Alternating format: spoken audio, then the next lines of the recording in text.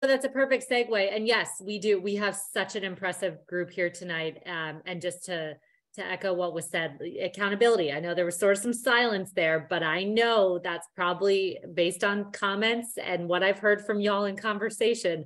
That's probably the number one issue, is finding people who will follow through on their ideas and your questions about how to hold people accountable. So we will keep talking about that. Your staff partner is here to help you play a role in holding folks accountable. We can do a better job equipping you with resources and having those conversations in the beginning to set those expectations, and then helping you have those check-ins.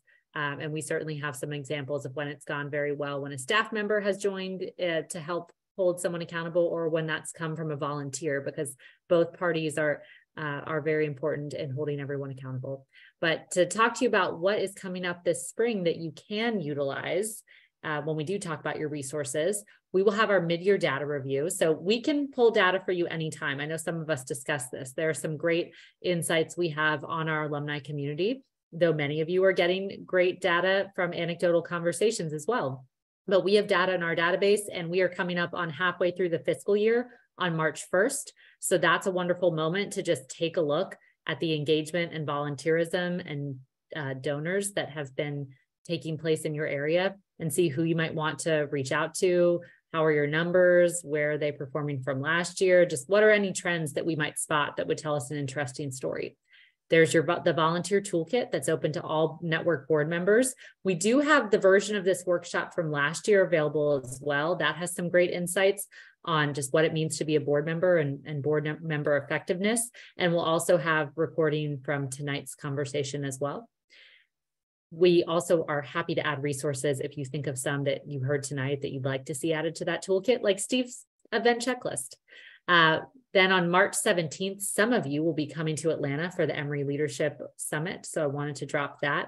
And on June 24th, we invite all of you. I know it's Saturday in the summer, but this is a tradition that we started during COVID, and we find that it works out quite well. We'll have some conversation like this in breakout discussions, as well as gain some insights from Emory leaders and former board members. So those are big things to put on your volunteer resource mind, but know that at any time we can introduce you to another board member, past or present, who's maybe faced a similar challenge that you're facing and you'd like to get some peer insight on. So please let us know if you're looking for a connection.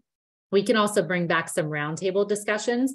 We did some of those last year. And again, just to be respectful of schedules, we didn't put any on the calendar. But if you want to have a roundtable to talk about accountability, or to discuss marketing plans, or just check in with other volunteers in your role, let us know. We'll put one on the calendar. And then lastly, of course, I have to call out some programs that are coming up this spring. We are about to introduce tomorrow, 2 days from now, we will launch Eagle Connections, which is the new revamped version of the alumni interview program. So we are very excited about this. It will connect alumni with students who have been admitted to Emory. So very excited to talk to you all about that. And you can share that with members who maybe don't like coming out to events, or who are really excited to speak with students but don't live in Atlanta. And then we have Emory Day of Giving coming up on March 22nd and 23rd. I do hope that you all will participate as advancement volunteers, because that simply means that you make a gift on Emory's Day of Giving, and then you encourage others to do the same by posting about that gift on social media or emailing your friends. So it's a really easy way to make a giant impact. You can choose the fund that you care about and then encourage others to make their gift to that fund. We have lots of marketing materials to help make that easy. And then Emory Cares, of course, is coming up during April, National Volunteer Month. So, and many of you are hosting Emory Cares projects, but some of you mentioned that's a great way to involve a new volunteer who isn't sure about joining the board, but could lead a service project in their area. So that is a lot. But just a reminder that we have resources, and we have some really exciting programs coming up this spring. I know many of you already have plans around them, but I just want to reiterate that. Thank you so much for giving us 2 hours of your time tonight, in addition to all the other ways that you are serving the Emory community. You all are incredible. And with that, I will pause to see if you have any questions for me. I'll stay on the line. We'll officially close out, but if anyone has questions and they want to stay on the line, let us know. Thank you all so much.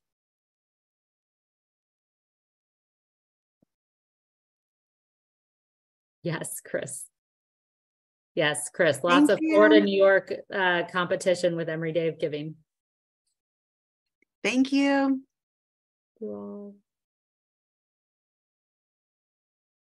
I love the meeting chat. It's so much fun to read. There's just so much. I couldn't get it all. Okay, so I have a question for you, Sarah, as the crowd dwindles. Yes, Dooley. What the heck is Dooley? Can anyone explain Dooley? Jennifer. I totally posted it. So Dooley is the Lord of Misrule.